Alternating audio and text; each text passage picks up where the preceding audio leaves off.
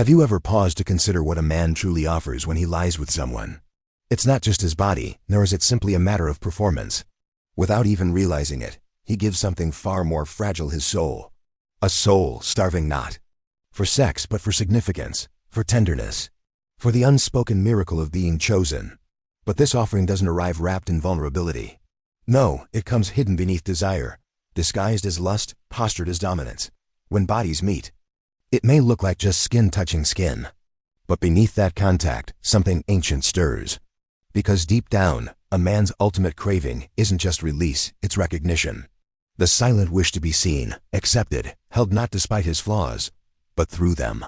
The man who lowers himself before a woman's body isn't simply hungry for pleasure. He is yearning for the affection that was never freely given. It appears physical, yet it is deeply spiritual. It wears the mask of seduction, but it speaks of old wounds, of inherited emptiness mistaken for power. When intimacy is genuine, it does more than expose flesh. It reveals the theater behind the gestures, the performance behind the act. It peels back the armor of control to uncover the trembling truth underneath. This is where Carl Jung's insights become piercing. The body becomes prophecy, the shadow a mirror, and only the one brave enough to remove the mask can see what lives beneath. Jung never treated desire as a mere animal instinct. He saw sexuality as a crossing between worlds, the known and the mysterious. Every intimate act, he said, reveals more than it appears. To Jung, desire isn't born from the skin, but from the psyche. Every urge, every motion, traces back to what lies buried in the unconscious. Sex isn't just physical, it is a deep transaction. An exchange of energies, shadows, histories. And when the wrong woman enters a man's life, what should have been pleasure becomes depletion. Not just of the body, but of the heart, the spirit, the fire. This isn't just about lust. It's about why so many men feel exhausted after sex. Not tired in their bones, but in their soul. Because every moment of intimacy without presence, every act without connection, chips away a piece of the self in exchange for a temporary nod of approval. The female body is sacred, but so is yours. When two sacred beings meet without awareness, without alignment, chaos emerges. Because in those moments, you're not simply having sex, you're opening energetic doorways. And not all of them lead to healing. This is the journey we never learn to see. When a man truly surrenders in intimacy, he doesn't just reveal his physique. He lays bare the parts of his soul he has long kept hidden. The fear of being abandoned. The vulnerability cloaked in strength. The past that clings like a silent ghost. Deep intimacy isn't about nudity. It's about the ache to be known. That quiet second between touches, that is where the invisible boy inside appears. The boy who only ever wanted to be loved without having to earn it. And that kind of exposure is more terrifying than any physical nakedness. How many men silently collapse in those moments of closeness, even as their faces stay composed? The mask of masculinity doesn't fall with screams, it crumbles in quiet. A single kiss can awaken abandonment. A kind word can expose decades of hidden shame. Jung said the unconscious never stops speaking. In sex, it shouts. The body becomes the stage on which the soul enacts its deepest wounds. This is why men sometimes recoil when things get too real. Because intimacy is not just closeness, it is a mirror. And most men aren't ready to face their reflection. The unraveling of male strength doesn't start in crisis. It begins in a moment, a single touch that slips past the wall and rattles something long buried. But that shaking is the beginning. A sign that awakening is near. Most men are taught that pleasure comes through performance. Master the technique, impress her, be enough, but this belief is an illusion. True connection, the kind that lives in the soul, is born in stillness, not showmanship. To offer true pleasure is to enter sacred space. It's a doorway not just to her, but to yourself, to the gentle forgotten self that was told to harden, the soft part, the hidden inner feminine. The very thing Jung called the Anima, the woman within the man. Here's the paradox. When a man gives himself fully to intimacy, he doesn't just touch her. He touches the most exiled part of himself, that forgotten truth, that sacred tenderness. And in doing so, something awakens. Something no performance can manufacture, because real sexuality isn't just about stimulation, it's about presence. When you are fully there, the body becomes a temple, a mirror, a voice, no longer pretending, no longer chasing validation. Just truth. And in that place, pleasure becomes healing. But this path, It's dangerous. Because it demands more than performance, it demands surrender. Many men say they crave love, but what they seek is approval. A confirmation that they matter. A balm to soothe old, unspoken wounds. And that's where the trap begins. When the hunger to be chosen outweighs the capacity for self-love, the man starts to vanish. He bends, he overgives. He performs, until nothing remains but the echo of who he once was. Have you seen that man? The one who tries so hard, gives so much, is always kind and yet always left behind. It's not that he is wrong, it's that he is caught in an emotional loop. Because excessive kindness, too, can be a mask pain pretending to be virtue. He's not loving, he's pleading, begging for attention through the language of effort. And when his needs aren't met, resentment grows. Because he thought love could heal what only self-acceptance can. This is the point where projection begins. He begins to look outward for rescue, for someone to save him from the loneliness he carries inside. But that salvation reject and disown. The side that drives our choices when we think we're in control.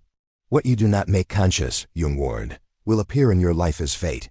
And for many men, this fate repeats over and over in relationships that begin with hope and end in the same pain. The shadow, your wounded, hidden self, takes the wheel silently. It's why patterns repeat, why intimacy feels like déjà vu. Not because of who you're with, but because of what still lives unresolved inside. This is why emotional connection often feels dangerous.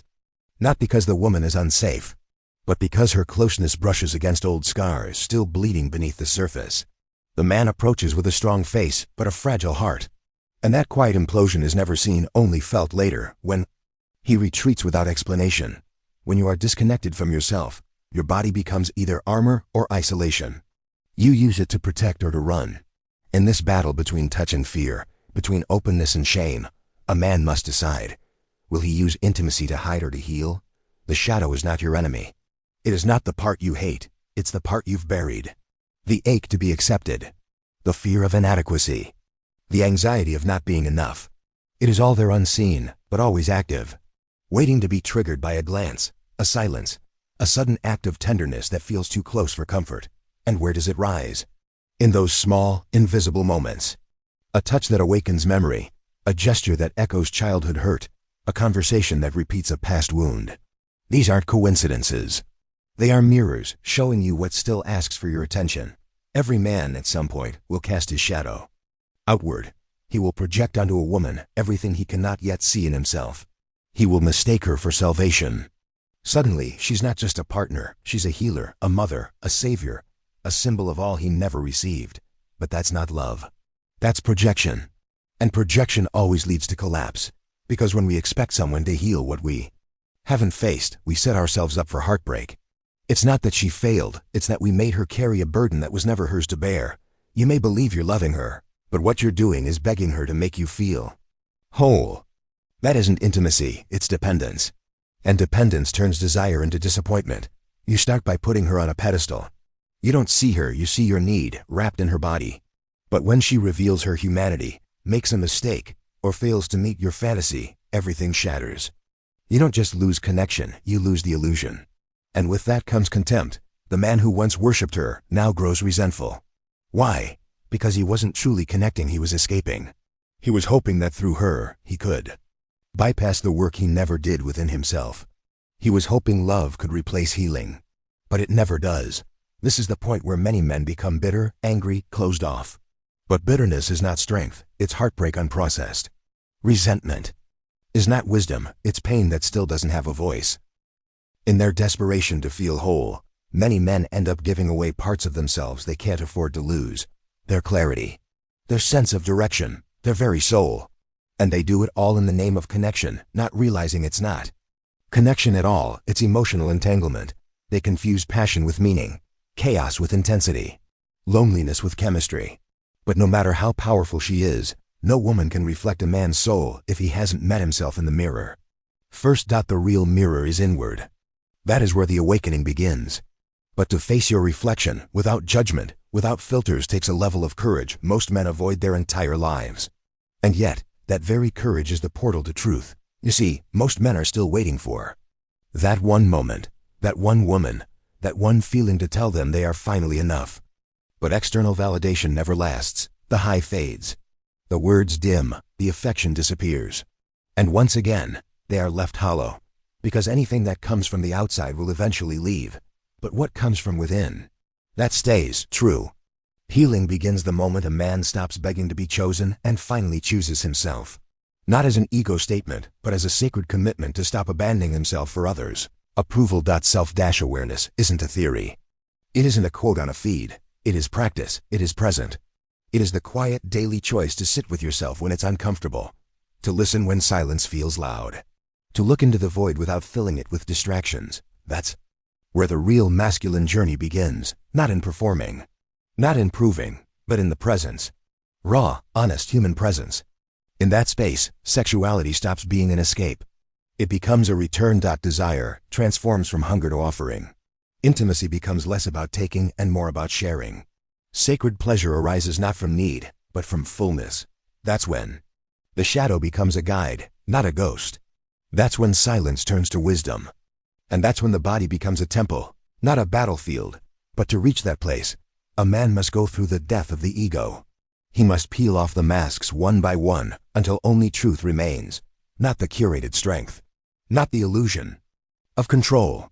But the raw beating core of who he truly is. In that pilgrimage, a man discovers what the world tried to make him forget. His humanity, tender, beautiful, sacred. Not every woman deserves access to your body. And even fewer deserve access to your energy. Sex, when unconscious, becomes a doorway through which your very life force can be siphoned without your awareness, without your consent. Some women are not anchored within themselves, carrying emotional wounds, addicted to conflict, disconnected from their essence. Within them, a deep void lingers. And when you enter that void, thinking it's just pleasure, it devours you. It consumes your focus, your clarity, your strength. You walk away emptier than you arrived, still thinking it was just a night of intimacy. But what you don't realize is your soul has been leaking, what she lived with other men, the trauma she carries, the unresolved emotional agreements she holds onto. They do not vanish in your embrace.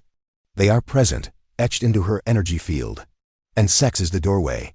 Through that union, her patterns, her pain, her unconscious weight seeps into you. You are not just engaging her body. You are stepping into her story, her wounds, her beliefs, her shadow.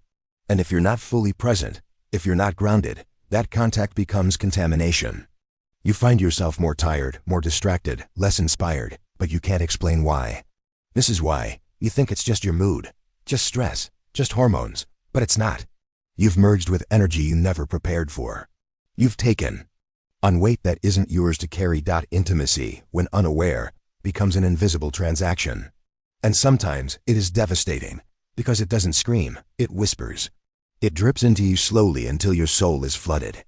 And all the while, you keep smiling, keep working, keep posting motivational quotes, never realizing your spiritual battery is nearly empty. It doesn't matter how strong your body looks. It doesn't matter how confident your words sound. If you keep giving yourself to people who live in emotional chaos, your foundation will rot from the inside out. This isn't about judging others. It's about discernment, energetic discernment. Choosing wisely, choosing with presence. Because if you don't break the pattern will break you. As long as you keep offering yourself to anyone who provides a temporary distraction. From your inner emptiness, your spirit will remain in fragments. And one day, you may realize you've given so much of yourself away that you no longer remember what you looked like. Now ask yourself, how many times have you mistaken hunger for connection? How often have you surrendered your essence to someone who didn't even know how to hold her own? How many times did you walk away from a night of intimacy feeling more lost, more disoriented, more hollow than before? These aren't easy questions, but they are necessary. Because if you don't ask them now, life will ask them for you later, and the price will be heavier. There's no shame in the mistake, but there's power in recognition. From this moment on, you can no longer pretend you don't understand. You now know, sex is not a game, it is a ritual. The body is not just flesh, it is an oracle. Every act of intimacy is either an act of self-honoring or self-erotic. Every choice you make with your body either rebuilds your temple or tears it down further. So now the question isn't about them, it's about you. Will you continue to offer all of yourself to people who only want fragments? Will you keep confusing attention with affection? Or will you finally require a level of presence that honors your soul? Because the moment you stop chasing and start choosing, the moment you set boundaries not as walls, but as sacred thresholds, you shift everything. You become unavailable for half-love, unavailable for emotional chaos, unavailable for performances. You no longer live in survival mode, you rise into sovereignty. And when that shift happens, your entire energy field changes. You stop attracting chaos. You stop participating in dysfunction. You begin to draw in people who are also rooted, also aware, also ready. But to get there, you must stop seeking salvation in others. You must become the one who sees you, the one who chooses you, the one who says, I am enough.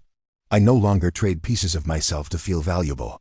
I no longer abandon myself to be accepted. And yes, it will be lonely at first, because you'll realize how few people truly meet you where you are. But that loneliness is sacred. It's not absence, it's preparation.